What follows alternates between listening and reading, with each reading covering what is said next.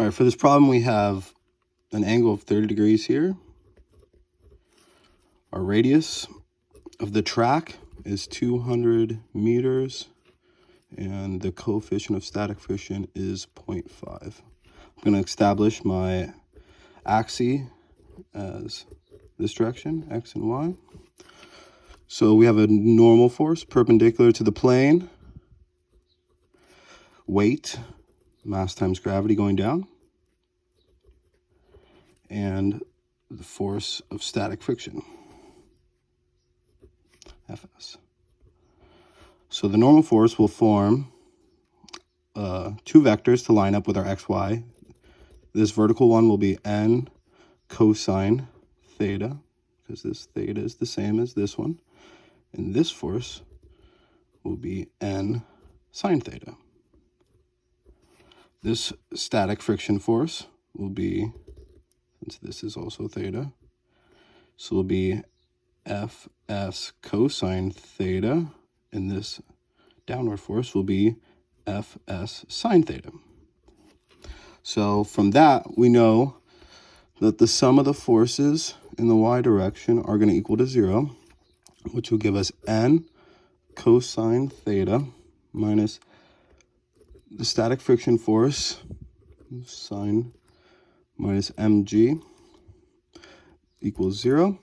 Now, we'll plug in this formula. The static friction equals mu sine static of the normal force. That will go there, and that will end up yielding us equation for normal force equals mg over cosine theta minus static friction force of sine theta.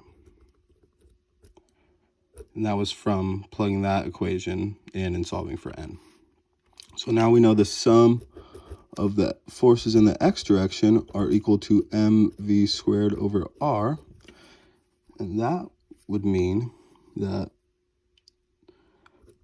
static friction force of the cosine of theta plus the normal force of sine theta equals the mass times the volume velocity over the radius.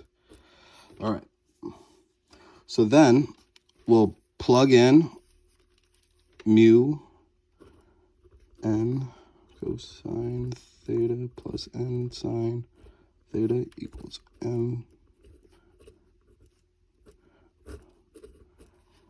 Now we'll take out the n of this equation and we'll substitute that in for our normal force. So it'll be mg over cosine theta minus mu static force sine theta, all times this equation, mu sine cosine theta plus sine theta equals m v squared over r. The masses cancel, and now we can solve for v. So it would be v equals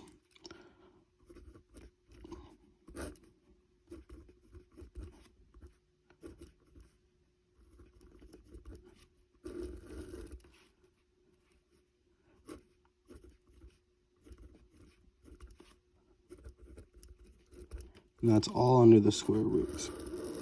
So plugging in numbers now, we can get v equals 200 times 9.8 over cosine 30 minus 0.5 sine 30 multiplied by 0.5 cosine 30 plus sine 30,